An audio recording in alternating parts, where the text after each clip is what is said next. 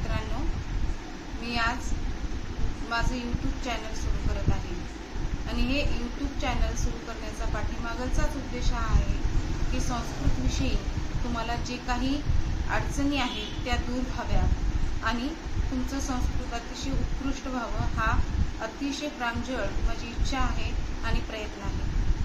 विद्यार्थी मित्रांनो, अगदी 8वी पासून ते MA किंवा नेट सेट असो, सगळ्यांच्या दृष्टिकोनातून मी यूट्यूब चॅनल सुरू करत आहे। BA चे विद्यार्थी असतील किंवा साधारणपणे MA चे असतील, ह्या सगळ्याच्या दृष्टिकोनातून सगळ्या सिलेबसच्या दृष्टिकोनातून मी हे यूट्यूब चॅनल सुरू करत आहे। मुळातच जे कोणी संस्कृतचे असतील त्यांच्यासाठी तर उपयुक्त आहेच, पण जे संस्कृत नाही त्यांच्यासाठी सुद्धा हे माझं चॅनल उपयुक्त असणार आहे। आता अगदी मी थोडक्या शब्दामध्ये संस्कृत विषयी तुम्हाला काही सांगणार आहे। संस्कृत हा विषय असा आहे की याविषयी म्हटलं जातं की या पृथ्वी तलावरची सगळ्यात पहिली भाषा ही संस्कृत आहे असं म्हटलं जातं आणि सगळ्यात पहिला ग्रंथ लिखाण किंवा लिखाण रचनेमधल्या जी काही रचना आहे तर ती संस्कृतमध्ये लिहिली गेलेली आहे, जी की वेद आहे। त्याप्रमाणे या वेदांमध्ये जे काही अथर्ववेद, ऋग्वेद, यजुर्वेद, सामवेद आहेत, या प्रत्येक वेदामध्ये संपूर्ण पृथ्वीमध्ये जे काही विषय आहेत त्या विषयांचा सार आपल्याला याच्यामध्ये बघायला भेटतो। त्याप्रमाणेच या संस्कृतमध्ये असणारं व्याकरण, बहुधा असं विद्यार्थ्यांच्या मनामध्ये एक प्रश्न येतो की संस्कृत म्हटलं की मुळातच खूप अवघड असतं असं वाटतं, पण आपल्याला हे माहिती नाहीये की संस्कृतमधले जवळपास 80% शब्द हे आपण आपल्या मराठीमध्ये वापरत असतो। पण जेव्हा आपण संस्कृत शिकायला सुरुवात करतो तेव्हा आपल्याला कळून जातं की अरे, हे तर शब्द मी मराठीमध्ये वापरलेले आहेत आणि थोडासा मनामधली जी भीती आहे ती भीती दूर व्हायला सुरू होते। विद्यार्थी मित्रांनो, संस्कृत हा विषय इतका सुंदर आहे की याविषयी आजच्या युगामध्ये सुद्धा याला असं म्हटलं जातं की डॉक्टरी पेशामध्ये, म्हणजे ज्या मुलांना बोलण्याचा त्रास आहे किंवा ज्यांना काय म्हणता येईल की अडखळत बोलतात किंवा तोत्र बोलतात किंवा शुद्ध भाषेमध्ये बोलू शकत नाहीत, बोबडं बोलतात, या सगळ्यांसाठी जी स्पीच थेरपी दिली जाते ती संस्कृतमधूनच दिली जाते। हे किंबहुना आपल्याला माहिती नसते। संस्कृत हे आपल्या वाचेसाठी, आपल्या स्मरणशक्तीसाठी अतिशय उपयुक्त आहे। आणि आणखी विद्यार्थ्यांना असं वाटतं की संस्कृत घेतलं तर पुढं काहीच अपॉर्च्युनिटी नाही, आपल्याला जॉब मिळण्याचे चान्सेस नाही, पण अतिशय चुकीचा हा संभ्रम आहे विद्यार्थ्यांच्या मनामध्ये।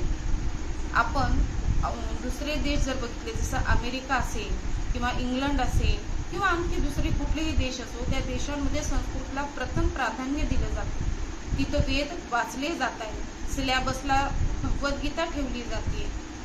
अर्थात इतर देशातच नव्हे तर आपल्या देशामध्ये सुद्धा वरचेवर संस्कृतला प्राधान्य येत आहे। आपण पाहतोच आज प्रत्येक शहरामध्ये संस्कार केंद्र चालू आहे।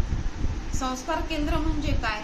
जिथं स्तोत्र शिकवले जातात, जिथं संस्कृतचे श्लोक शिकवले जातात की जे मुलांच्या वाचा शुद्ध होईल, स्मरणशक्ती त्यांची प्रकट होईल, हा एकमेव उद्देश असतो।